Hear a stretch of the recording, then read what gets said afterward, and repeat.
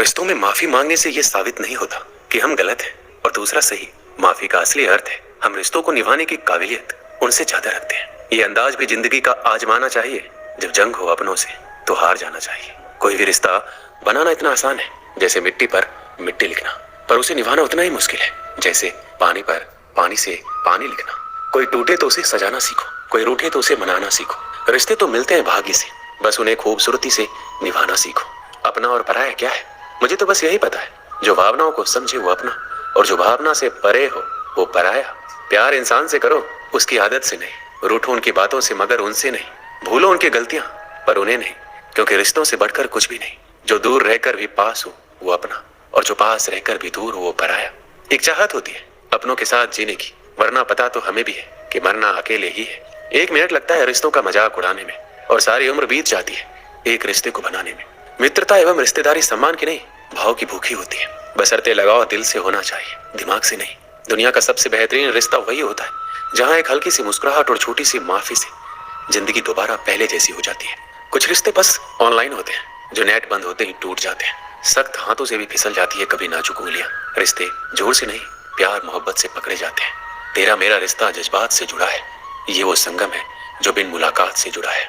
रिश्तों को शब्दों का मोहताज ना बनाइए। अगर अपना कोई खामोश है तो खुद ही आवाज लगाइए। मिलना बिछड़ना नसीब की बात है, ये वो बंधन है जो तेरी खुशी और मेरी चाहत के एहसास से जुड़ा है। रिश्ते कभी जिंदगी के साथ साथ नहीं चलते, रिश्ते एक बार बनते हैं फिर जिंदगी रिश्तों के साथ साथ चलती है। जरूरी नहीं कि सारे सबक किताबों से ही सीखी जाए, कुछ सबक जिंदगी और रिश्ते सिखा देते हैं। रिश्ता दिल से होना चाहिए, शब्दों से नहीं। नाराजगी शब्दों में होनी चाहिए, मन में नहीं। हर रिश्ते में अमृत बरसेगा। शर्त इतनी है, शरारतें करो पर साजिशें नहीं। कुछ लोग पिघलकर मोम की तरह रिश्ते बनाते हैं और कुछ लोग आग बनकर उन्हें जलाते ही जाते हैं।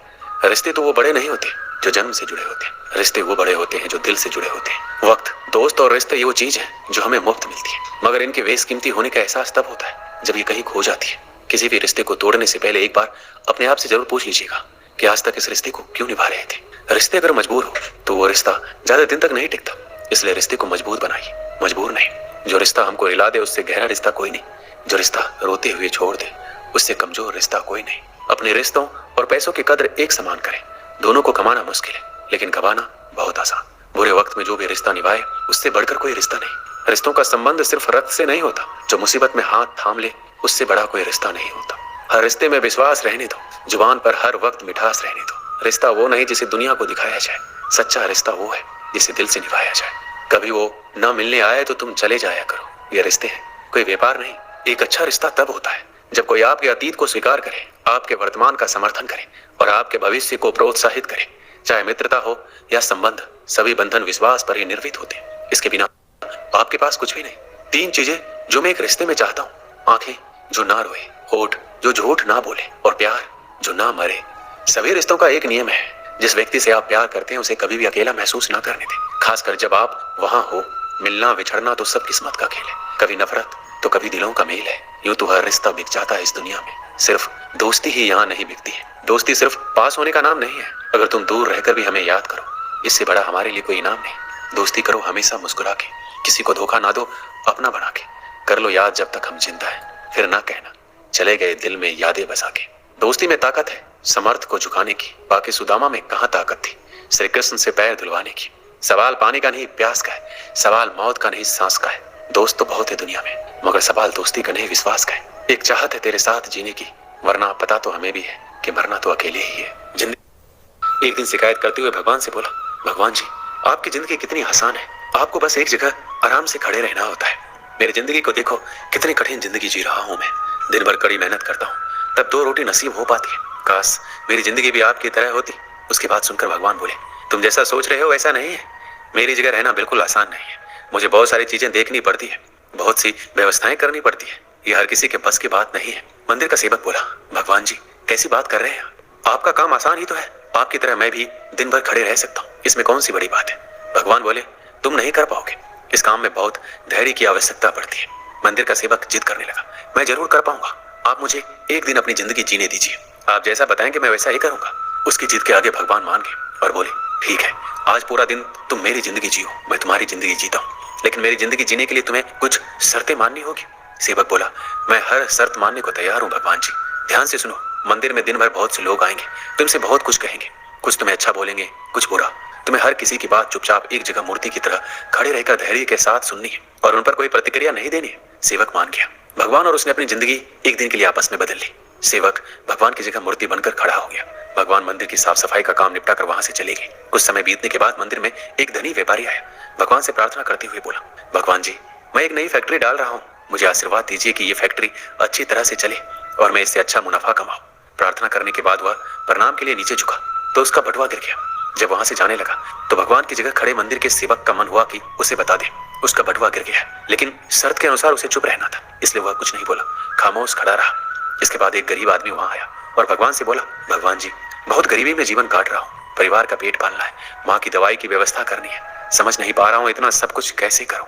आज देखो मेरे पास बस 1 रुपया है, इससे मैं क्या कर पाऊंगा, आप ही कुछ चमत्कार करो, मेरे लिए धन की व्यवस्था कर दो। प्रार्थना करने के बाद जैसे ही वह जाने को हुआ उसे नीचे गिरा व्यापारी का बटुआ दिखाई दिया। उसने बटुआ उठा लिया और भगवान को धन्यवाद देते हुए बोला, भगवान जी, आप धन्य हैं, आपने मेरी प्रार्थना इतनी जल्दी सुन ली, इन पैसों से मेरा परिवार कुछ दिन भोजन कर सकता है, माँ की दवाई की भी व्यवस्था हो जाएगी। भगवान को धन्यवाद देकर वहां से जाने लगा। तब भगवान बने मंदिर के सेवक का मन हुआ कि उसे बता दे कि वह बटुआ तो व्यापारी का है, उसे मैंने नहीं दिया, वो जो कर रहा है वह चोरी है। लेकिन वह चुप रहने के लिए विवश था, इसलिए मन मारकर चुपचाप खड़ा रहा। मंदिर में आने वाला तीसरा व्यक्ति एक नाविक था। वह 15 दिन के लिए समुद्री यात्रा पर जा रहा था। भगवान से उसने प्रार्थना की कि उसकी यात्रा सुरक्षित रहे और वह सकुशल वापस आ सके। वह प्रार्थना कर ही रहा था कि धनी व्यापारी वहां आ गया। वह अपने साथ पुलिस भी लेकर आया था।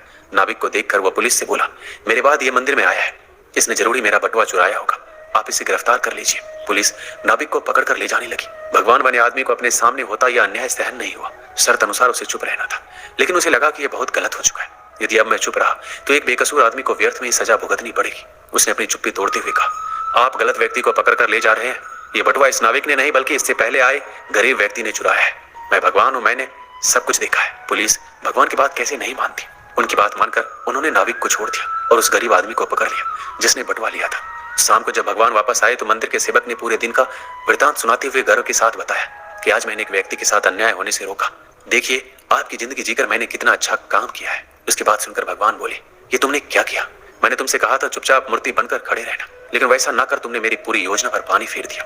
उस धनी व्यापारी ने बुरे कर्म करके इतना धन कमाया है, यदि उसमें से कुछ पैसे गरीब आदमी को मिल जाते तो उसका भला हो जाता और व्यापारी के पाप भी कुछ कम हो जाते। जिस नाविक को तुमने समुद्री यात्रा पर भेज दिया है अब वह जीवित वापस नहीं आ पाएगा। समुद्र में बहुत बड़ा तूफान आने वाला है, यदि वह कुछ दिन जेल में रहता तो कम से कम बच जाता। सेवक की ये बात सुनकर एहसास हुआ कि वो बस वही देख पा रहा था जो आंखों के सामने हो रहा था। उन सबके पीछे की वास्तविकता को वह देख नहीं पा रहा था। जबकि भगवान जीवन के हर पहलू पर विचार अपनी योजना बनाते हैं और लोगों के जीवन